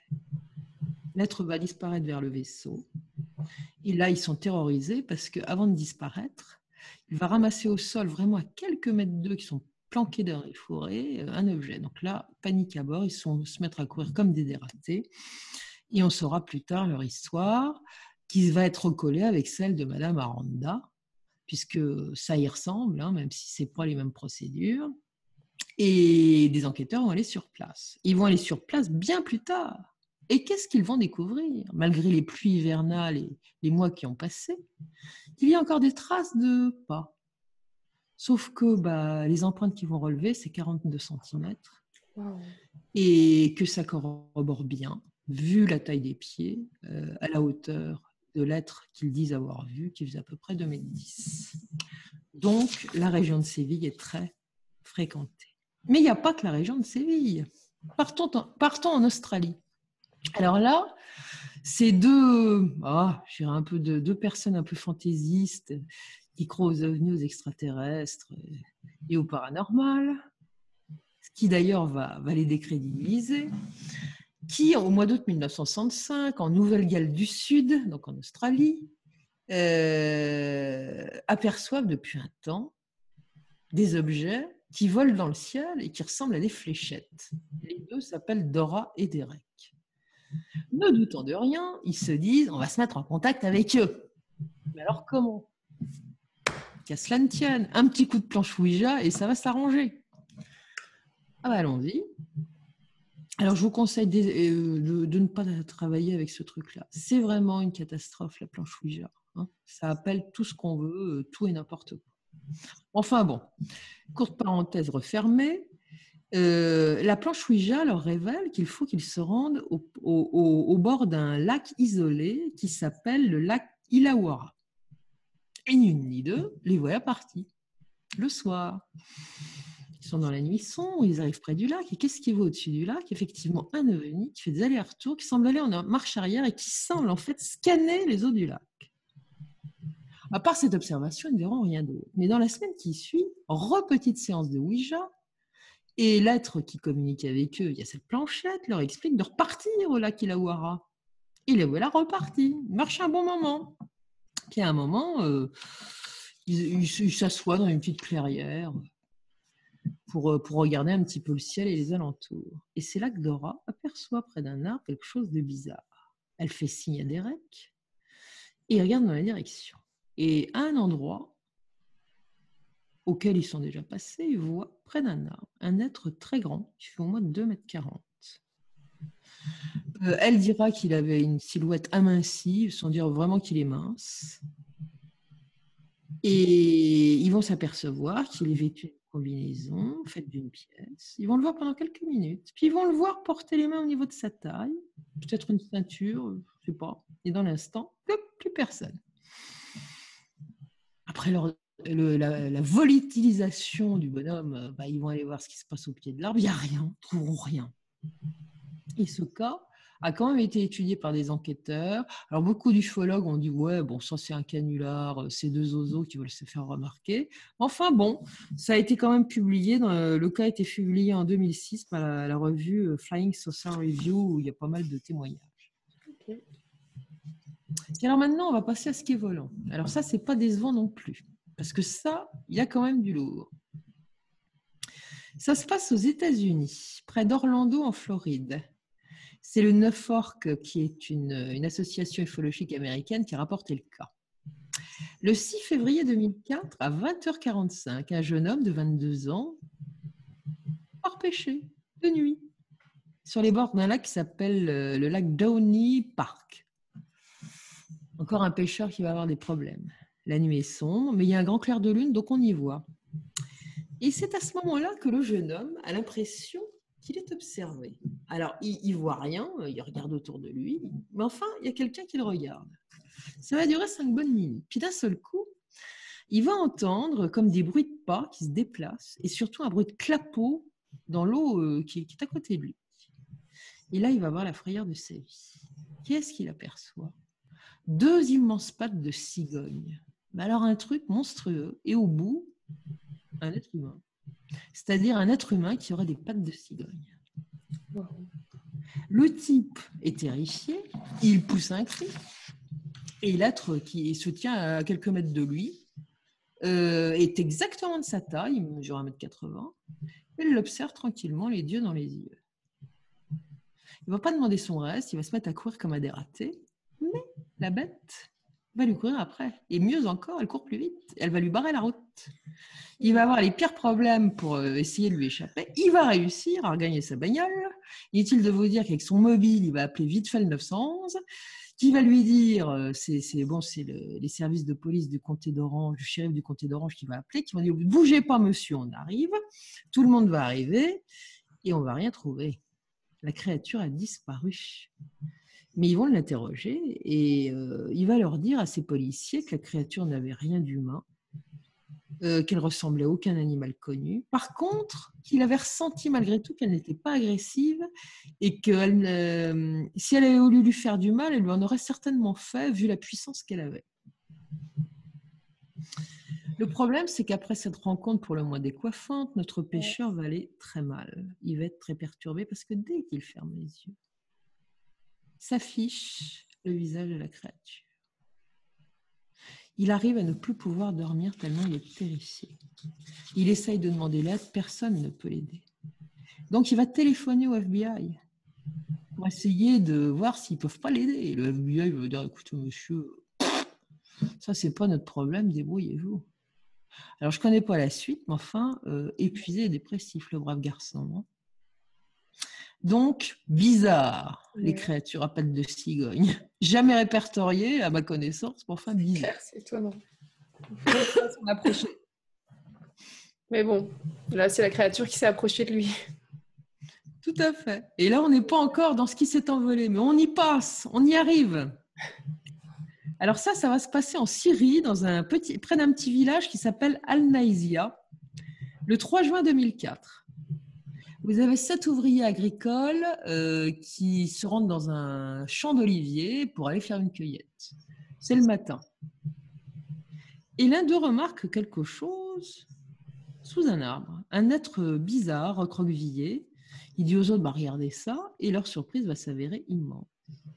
Car en fait, il s'agit d'une créature massive de couleur rouge, à la tête chauve, agrémentée de belles oreilles, en forme d'aile de chauve-souris. N'est-ce pas saillant? Et la créature a l'air de se reposer. Mais voilà qu'elle aperçoit les ouvriers et qu'elle se met à courir comme une dératée pour aller grimper à une vitesse sidérante dans un olivier, avec une agilité déconcertante. Arrivée au sommet de l'arbre, elle va prendre son élan et monter comme une flèche dans le ciel. Elle vole, mais alors une vitesse, la vitesse du son, laissant derrière elle une traînée de bulles blanches. Les ouvriers sont sidérés, effrayés. Ils repartent, ils font demi-tour pour aller chercher du secours, ils racontent leur histoire, on prévient les services de police. En fait, ce ne sont pas les services de police qui ont venir enquêter, c'est carrément l'armée envoyée par le gouvernement. On va mener l'enquête, on va ne rien trouver, strictement rien. Ni de la créature, ni de traces qu'elle aurait pu laisser. L'affaire sera rapportée quand même par un journal qui s'appelle Alteshrin. C'est comme ça qu'on l'a connue, sinon on ne l'aurait pas connue. Alors, des êtres blonds, des êtres volants vêtus de rouge, il y en a. Alors, ce que je vais vous raconter, c'est une autre catégorie qui est pas mal non plus. Et c'est encore le magazine Fly Saucer Review qui l'a rapporté en 1966. C'est arrivé en 1963 aux abords de Resistencia, une petite localité de la province d'El Chaco en Argentine. En Argentine, il y a énormément de phénomènes et de contacts. Et ça arrive à 3 cheminots. 3 cheminots qui convoient un train qui arrive de Presidencia à la Plaza et qui doit aller à son terminus qui se trouve à Resistencia. Ils sont dans la loco et vers 18h30, ils voient, alors qu'ils rentrent en gare, un être d'apparence humaine qui mesure à peu près 2 mètres de haut, vêtu d'un costume rouge, d'une seule pièce, probablement une combinaison, en train de marcher dans leur direction, en venant vers eux sur la voie ferrée. Alors évidemment, ça ne les arrange pas, parce qu'en général, c'est pas bon quand on arrive avec une locomotive. Et ce qui les surprend, c'est que l'être tient les mains comme ça, comme si c'était une offrande, et qu'il semble tenir le corps d'un enfant. Et alors que l'être ne se trouve plus qu'à 5 mètres de la loco, il s'envole brusquement dans un tourbillon, et il disparaît sous leurs yeux effarés. Ils auront le temps de voir ce visage, dont ils préciseront aux ufologues qu'il était très pâle et qu'il avait de longs cheveux blonds. Mais ils ne seront pas les seuls à le voir. C'est que le même soir, dans la petite ville de Resistencia, vous avez un certain Justo Mastin et son fils qui sont en train de dîner à la fraîche dans le jardin. Quand soudain, ils voient arriver l'être volant. C'était à peu près à la même heure. Et ils en feront une description identique à celle des cheminots. Incroyable, non? Ah oui. Quand il y a plusieurs témoins, c'est toujours plus énigmatique. Ah oui, et les cheminots, comme je vous l'ai dit, c'est comme les pêcheurs, souvent ils ont de la visite. Alors je vais vous raconter ce qui est arrivé également en Argentine. Un cheminot, ça se déroule à Sauce Viejo, dans la province de Santa Fe en Argentine, dans une nuit de décembre 63, toujours la même année. Et ça sera rapporté par différents ufologues, dont Jacques Vallée, qui en parlera dans Passeport for Magonia. Et des journaux locaux en parleront aussi. Et ça va arriver à un homme qui s'appelle César Tullio Gallardo, qui exerce la profession de cheminot. Il est installé dans un wagon sur une voie désaffectée et il écoute distraitement la radio en lisant son canard. Le tout à la lueur d'une lampe à pétrole, quand soudain, sa radio s'éteint brusquement et la mèche de la lampe à pétrole est soufflée, mais violemment. Il se retrouve dans le noir et il se demande ce qui se passe. Donc un peu inquiet, il sort du wagon, il regarde sur la voie s'il ne voit pas quelque chose, il n'aperçoit rien. Et puis finalement, il aperçoit quand même des lumières qui s'agitent à distance. Pas rassuré, il rentre dans le wagon. Il a à peine refermé la porte du wagon derrière lui qu'à l'autre extrémité du wagon, la porte s'ouvre avec fracas et se dégage de là une lumière absolument aveuglante, insoutenable, qui lui fait mettre le bras devant les yeux pour se protéger. Et il met le journal aussi, finalement. Et ce qui arrive de très lumineux, c'est une créature, en fait, coupe son journal en deux, lui déchire son journal en deux, s'empare prestement du bidon de pétrole qui est posé sur la table et qui servait à remplir la lampe, et le verse tranquillement dans une petite bouteille qu'elle porte à sa ceinture, laissant le pauvre César Gallardo dans un effroi terrifiant. La police sera appelée, établira un rapport circonstancié, interrogera les éventuels témoins. Gallardo précisera que la créature, il n'en a vu que les jambes finalement, était recouverte d'un tissu foncé et brillant, que le haut de son corps était impossible à discerner tant c'était lumineux. Et on va trouver au fil de l'enquête deux ou trois autres personnes qui ont vu la même chose, et qui étaient dans un wagon de train qui arrivait en gare, pas de marchandises, mais de voyageurs. Et ils ont vu cette entité lumineuse se déplacer sur les voies. On va faire des mesures électromagnétiques et on va retrouver effectivement des traces tout à fait anormales d'électromagnétisme à cet endroit-là et notamment près du wagon. Ça, c'était pour les cheminots. Mais on va repartir sur les êtres volants. Et ça se passe au Brésil cette fois-ci. Et ça va être raconté, reporté dans la presse et peut-être dans des différentes revues ufologiques dans les années 70. Et cet ufologue va raconter une histoire surprenante qui est arrivée à un homme qui souhaiterait garder l'anonymat, tout simplement parce que c'est un homme sans tâche, avec une certaine notoriété, un notable du coin. Le 16 mai 1973, vers 15h, l'homme en question se promène un fusil à la main sur sa propriété située près de Parafuso dans l'état de Bahia au Brésil. Il longe un fleuve bordant sa propriété, il est tranquille, quand tout à coup il entend un doux ronronnement venu de nulle part. Il n'a pas le temps de s'en étonner qu'un homme apparaît brusquement devant lui comme matérialisé. Il mesure 1,65 m, porte une sorte de vêtement collant de couleur gris-brun, avec une large ceinture à la taille, ornée d'une boucle bleue, et il a aux pieds des bottes métalliques. Le témoin va relater que l'être, la créature, a des traits fins, mais que sa tête était un peu plus grande que la normale. Il avait de petites oreilles en pointe aussi, et puis des mains très très fines. La peau était pâle. Il avait de très longs doigts aussi. L'être va immédiatement s'adresser à lui, en brésilien, le rassurer sur ses intentions, lui disant qu'il n'a rien à craindre de lui, mais il parle vraiment parfaitement bien le portugais. Et puis il va ajouter qu'il ne vient pas de la Terre, mais d'une planète que les humains appellent un satellite. Tiens, c'est marrant. Le seul satellite de la Terre qu'on connaisse, c'est quand même la Lune. Serait-ce un satellite ? En tout cas, autour de la Terre. Il va dire aussi, en pointant le doigt vers le ciel, mon vaisseau est juste au-dessus de nous, mais il est invisible. Et puis d'un seul coup, il va lui lancer gaiement et chaleureusement, allez, au revoir frère, je dois partir. Et à la grande surprise du témoin, il va appuyer sur un petit bouton blanc qui se trouve sur sa ceinture. Un faisceau de lumière jaune va alors jaillir, l'entourer, et l'enlever en remontant à une vitesse folle à la verticale, comme si c'était une sorte d'ascenseur de lumière. L'être va ainsi disparaître dans l'instant, dans le ciel, sous les yeux éberlués de notre témoin, qui n'osera pas évidemment faire connaître son identité de peur d'être pris pour un dingo. Alors ça, c'est plutôt sympathique. Oui. Et de temps en temps, on fait des fois des rencontres qui sont angoissantes. Et ça va être le cas d'un jeune homme âgé de 17 ans. Son cas va être rapporté par un ufologue qui s'appelle Kenny Young. Et il va raconter cette histoire qui est arrivée à ce jeune homme le 24 janvier 2009 vers 19h.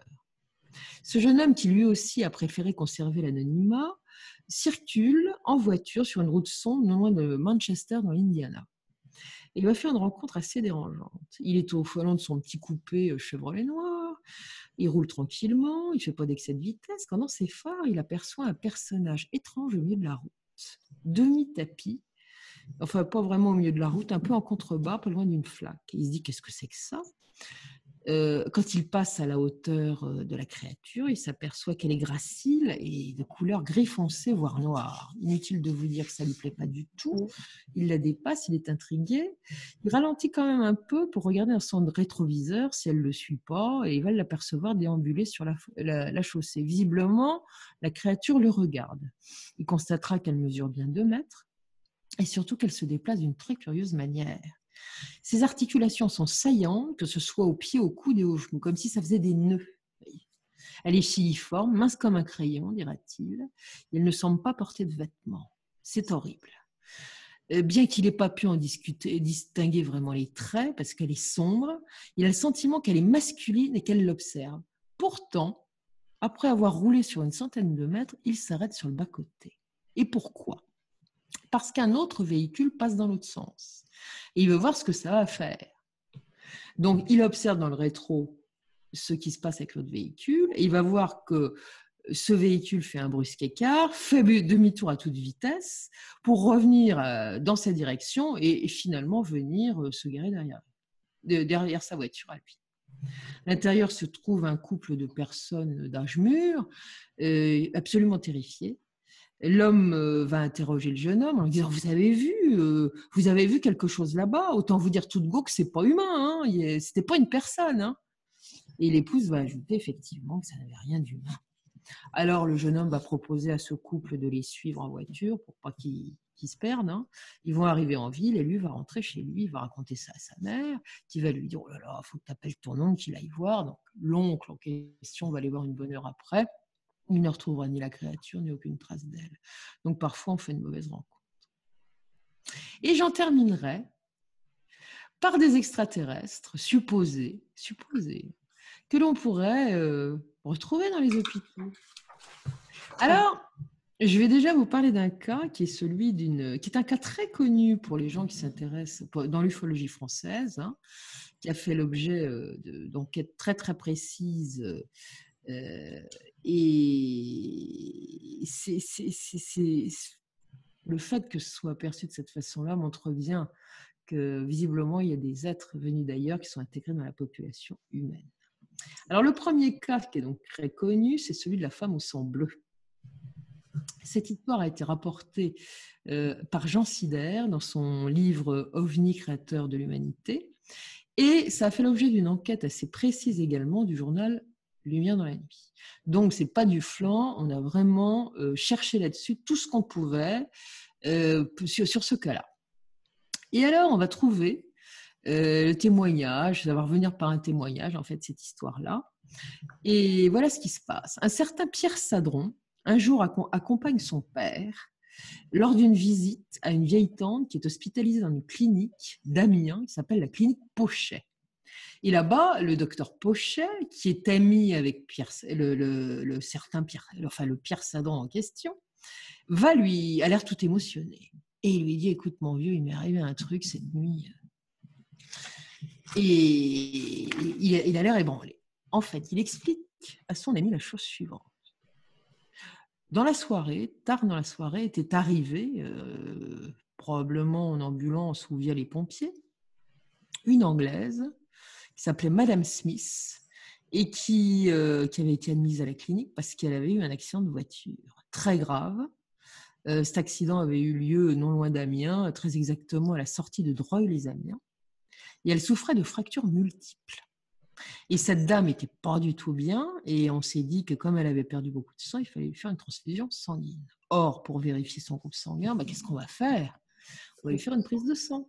Sauf que le sang qui va sortir dans l'éprouvette, il n'est pas rouge, il est bleuté. Alors bon, elle peut souffrir de cyanose. Hein. Le sang, vous savez, quand il ne prend plus d'oxygène, il n'y a plus du carbone, il est tout bleu. Oui, sauf qu'ils vont le faire quand même analyser, ce sang, pour chercher le groupe. Puis ils vont trouver. Sauf qu'ils ne vont pas trouver de groupe sanguin qui correspond. Elle a un groupe sanguin indéfini, cette dame, non répertorié, inconnu au bataillon. Et les surprises ne s'arrêtent pas là. Son état est préoccupant, donc on va la mettre dans une chambre individuelle et on va la faire garder par une infirmière confirmée qui a l'habitude de faire la nuit, qui donc ne s'endort pas, qui est compétente. Le hic, c'est qu'au petit matin, l'infirmière s'est pourtant endormie. Et quand elle ouvre l'œil, elle a une sacrée surprise. Il n'y a plus de malade dans le lit, plus de patiente, envolée. Et le lit a été refait, nickel. Wow. Alors, elle se demande ce qui s'est passé, elle veut sortir de la chambre, sauf que la porte est toujours verrouillée de l'intérieur, personne n'est entré dans la pièce. Alors elle se dit, elle est peut-être passée par la fenêtre. Bah oui, mais c'est impossible, les fenêtres sont fermées de l'intérieur, elle aussi, puis il y a des barreaux aux fenêtres, on ne peut pas passer. Qu'est-ce qui s'est passé? Donc, elle va dire qu'elle ne comprend pas. Évidemment, la direction de la colonie Pochet va appeler les services de gendarmerie qui vont l'interviewer et elle dira qu'elle ne sait pas ce qui s'est passé. Elle précisera qu'à un moment, elle a senti qu'elle s'endormait, que ça la gagnait brutalement, qu'elle a essayé de lutter contre le sommeil, qu'elle n'a pas pu et qu'elle s'est quand même endormie. Ça, elle l'admettra. Et ça ne s'arrêterait pas là. C'est que les gendarmes vont faire une enquête. Et une enquête, c'est regarder le véhicule, ce qui a bien pu se passer, sauf que le véhicule, lui aussi, a disparu. On ne le retrouvera jamais. Alors, de façon un peu curieuse, on ne retrouvera pas les registres d'admission de la clinique. Bon, ça peut arriver parce que le cas relève des années 20. Hein. Bon. Donc ça, c'est peut-être pas trop paranormal. Mais enfin, avouez quand même que c'est une étrange histoire qui a été terriblement bien étudiée par des gens sérieux. Il n'y a pas d'explication à ça. Voilà. Alors, il y a des patients un peu bizarres, mais il y a des médecins aussi un peu bizarres. J'en veux pour preuve ce qui est arrivé à un certain Fred White, qui est un Britannique. Alors, son histoire a été rapportée dans un livre qui a été publié en France sous le titre Guérison extraterrestre et qui a été écrit par un certain Preston Dennett. Et ce Fred White se trouve hospitalisé en 1996 dans un hôpital britannique parce qu'il souffre d'un truc extrêmement grave qui s'appelle un pneumothorax. Donc, il a une grosse lésion dans un poumon, il ne peut plus respirer et surtout, il éprouve des douleurs insupportables. Et juste après son admission, après avoir vu infirmières et médecins, eh bien, il va y avoir un autre médecin qui va se pointer dans sa chambre mais alors direct, il va lui sauter dessus pour faire un examen rapide. Curieux aussi. Bon, un peu différent de celui qu'il a subi pour l'instant. Il va surtout observer que ce médecin porte au poignet quelque chose qui pourrait être une montre. C'est là qu'on porte en général la montre. Sauf que ça n'a rien à voir avec une montre, c'est bizarre. Un bizarre appareil. Et pendant tout le temps de l'examen, cet appareil clignote, il est lumineux. Il ne comprend pas. Durant tout l'examen, le médecin lui demande ce qu'il fait dans la vie. Il s'intéresse beaucoup à lui. Le gars explique qu'il est dans l'informatique. Ça doit être un ingénieur informatique. Et puis, l'examen terminé, le médecin disparaît après avoir dit au revoir et il ne le reverra jamais. Le seul truc, c'est qu'après sa visite, il se sent bien. Plus de douleur. Il peut respirer normalement. Ah, quel soulagement. Les autres médecins vont revenir. Alors, mon cher, ça va pas? Comment ça va, là? Oh, je pète le feu, moi je vais très bien. Comment ça, vous allez très bien, monsieur? Vous êtes sûr? Oui, je peux sortir maintenant. Ah non, on va vous faire des examens, monsieur, on va regarder ce qui se passe. Alors, ils vont tout lui refaire. Ils vont faire des radios aussi. Ah oui, sauf que sur les radios, il n'y a plus de perforation au poumon, il n'y a plus de pneumothorax, tout est guéri. Il n'y a pas de traces. L'un des médecins de l'équipe dira votre poumon a repris une forme tout à fait normale, la déchirure qui s'y trouvait est guérie, nous n'avons jamais rien vu de tel. Bien évidemment, des ufologues s'intéresseront à son cas, et Fred White dira qu'il est persuadé que cette guérison est inexplicable est le fait du médecin qu'il dira avoir déjà aperçu en une autre occasion, mais dans d'autres circonstances. Des circonstances qui se sont déroulées 4 ans avant.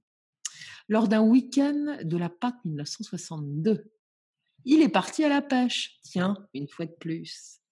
Il pêche près de la rivière Durban. Et, à un moment, il voit apparaître dans le ciel un engin doté de hublot qu'il veut observer pendant 5 minutes. Et derrière un hublot, il aperçoit un être humain, tout ce qui est de plus humain. Il le voit même de très près. Et cet être-là est vraisemblablement le médecin qu'il reverra des années plus tard à l'hôpital et qui vraisemblablement, il sera pour quelque chose dans sa guérison. Voilà. Wow. Donc, vous voyez, il se passe quand même des choses absolument ahurissantes. Ça, c'est un petit exemple, hein, un petit panel d'exemples comme ça. Mais il y en a un paquet. Il n'y a pas que des gris, il n'y a pas que des blancs. Il y a des trucs absolument ahurissants. Des rencontres très étranges, des petits êtres, des grands, des êtres mi-hommes, mi-animaux, des êtres qui Trucs apparaissent, cocasses aussi. Les gris visiblement déguisés en humains, c'était trop drôle Ah ça. oui, c'est pareil, c'est la meilleure des histoires, celle-ci. En tout cas, la plus drôle, la plus surprenante, parce que généralement, les petits gris, quand les gens, quand ils en parlent, les témoins, ils ont plutôt l'air de dire que ce sont plutôt des êtres qui sont là, qui travaillent pour d'autres personnes, plutôt des petits soldats. Et là, d'avoir une sorte de petite famille de petits gris qui essayent d'avoir sa petite expérience de vie ma vie de terrien dans une auberge et habillés avec des vêtements surprenants. C'est vrai qu'on peut se supposer qu'ils aient pu voir dans les magazines à quoi ça pouvait ressembler et finalement faire trop bien. Voilà, la haute couture, carrément. C'est peut-être un magazine de couture, d'ailleurs, de haute couture, sur lesquels ils se sont arrêtés. Ça me fait penser aux lettres humides où ils avaient eux aussi, dans ces lettres, raconté que ces extraterrestres auraient vu par les magazines, par les dessins et les publicités, comment s'habillaient les humains, et c'est comme ça qu'ils ont un petit peu reproduit ce qu'ils ont vu, ou ne serait-ce que par les images vidéo qu'ils avaient pu capter. Donc, je vois le lien un petit peu avec cet exercice-là. Après, c'est vrai qu'on n'a pas forcément envie de faire une rencontre surprenante d'un être étrange, autre encore que petit gris, classique ou grand blond, mais de choses un petit peu bizarres, d'être vraiment très terrifiant en pleine nuit sur une route ou en pleine nuit dans une forêt ou quand on est tout seul et qu'on va faire du vélo. Je me demande, voilà, je pense à tous ceux qui vont pêcher. Euh, Ah oui, oui, les pêcheurs, ils n'ont pas de bol. on fait un bisou aux cheminots. Voilà, pour Les plusieurs raisons, cheminots mais là, aussi. entre autres, Sur les voies, il y a des trucs. voilà, sur les voies, il se passe des choses. Ouais, c'est vrai que c'est assez étrange. Là, il y avait 17 histoires différentes ce soir à travers toute la planète. Euh, plus surprenantes les unes que les autres. Enfin, c'est vraiment. Ouais, et puis il n'y a pas tout, effectivement, c'est liste non Ah ben exhaustive, non, non, non, non, haut j'en de ai un paquet, l'iceberg. hein. Mm. Il y a de quoi faire un bouquin d'ailleurs, hein, Il y rien a de quoi, qu'avec les trucs ouais. qui sortent de l'ordinaire, hein. C'est clair, des Mmh disparitions mh. mystérieuses, ils apparaissent et ils disparaissent comme ça d'un instant à l'autre. Alors là, on peut, enfin, certaines fois, on se demande s'ils jouent. On est là, on disparaît. Oui, oui, je pense que l'être, qu'ont vu les gamins, il faisait joujou, quoi. Exactement. Et Ça, c'est certain. les autres, par contre, dans le magasin, qui arrivent et qui Ah, les disparaissent au braqueurs, milieu là, de la route, c'était les autre chose. braqueurs, ah ouais, les braqueurs de l'espace. Il y a de quoi faire un film. Non, c'est vraiment impressionnant. Mais c'est vrai qu'on a la Chine, l'Allemagne, l'Angleterre, le Brésil, les États-Unis, la France, enfin, voilà, peut-être L'Argentine, partout, quoi, l'Argentine, l'Espagne, oui, l'Espagne aussi, la Syrie, ouais. avec le Non, non, satellitaire et on va tout. partout. Et on Les va États-Unis, partout. évidemment. Vous êtes en sécurité nulle part, les amis. Nous allons vous laisser sur cette phrase. Bonne nuit. Non, je plaisante. On va se détendre, on est sur Nuit et la télé, on n'est pas là pour avoir Dormez, peur, braves pour gens. comprendre. Mais waouh! Et quand tu as mené donc cette petite recherche, cette grosse recherche pour nous trouver quelques cas, tu as dû tomber sur des choses encore plus surprenantes. Comment tu as fait ton choix, Elisabeth? Parce qu'il y a déjà des choses où En fait, je lis des tas de trucs au kilomètre et je suis en train de classer pour faire, parce que j'ai l'intention de publier un jour si j'y arrive, parce que j'ai jamais le temps et que j'en sors pas. Puis je raconte, je vois tellement de trucs que j'écris tout. Donc, vous verriez, j'ai une table où il y a ça de bouquins. ouais. C'est tous les bouquins que j'ai lus et que maintenant il faut que j'écrive à partir de ce que j'ai lu. Sans compter ce que je trouve sur les catalogues ufologiques sur Internet, qui sont pas forcément en français d'ailleurs, hein. Oui. Donc, je m'amuse bien et je tombe sur des pépites. Et à chaque fois, je suis en lévitation presque de joie. Donc, j'en sors pas. Ouais, Et, et là, c'était déjà joie, écrit parce que là, quelque on a une part. histoire d'une personne qui était en lévitation d'une autre forme de joie. Hein, Mais je ne me suis pas cassée ni foulée pour faire cette émission en particulier parce que ceux-là, je les avais déjà écrits. Donc, ça m'a pris 2 minutes 30, quoi. Ah, C'était bah, déjà... c'est cool. Comme ça, au moins, tu n'as pas trop eu à Voilà. bosser pour cette émission-là. Mais nous, c'est la première fois qu'on les entend, ces histoires. Mais je pense que c'était bon à raconter parce que C'est c'est tellement ahurissant, l'ufologie et les contacts. On parle toujours des mêmes choses, pratiquement, avec des scénarios un peu différents, mais toujours des mêmes personnages. Là, on voit vraiment qu'il y a de la variété. Alors, est-ce que c'est un même phénomène qui devient multiforme et qui se présente sous différents aspects? Est-ce qu'il y a plusieurs races qui viennent nous visiter pour des raisons diverses et variées? On n'en sait rien. C'est très, très curieux. Vraiment, plus ça va, plus j'adore ça. Il faut quand même le dire, parce qu'on ne s'ennuie jamais. ça, c'est vrai. C'est vrai qu'il y a plusieurs vaisseaux, plusieurs êtres. Il y en a qui se ressemblent. Il y a beaucoup d'histoires de petits gris, beaucoup d'histoires de personnes qui ressemblent à des humains. Moins sur ceux qui sont en forme, enfin, sont en forme, les formes étranges, mais il y a aussi les Lilliputiens, les plus petits d'entre eux, qui ressemblent à des humains complètement. Enfin, voilà, il y a une Il y a tout. variété énorme de possibilités de contact. Il y a tout. Il y a de tout, les amis. Donc, pour ceux qui souhaitent rencontrer des extraterrestres qui ont cette idée-là, attention, la pensée est créatrice, les amis.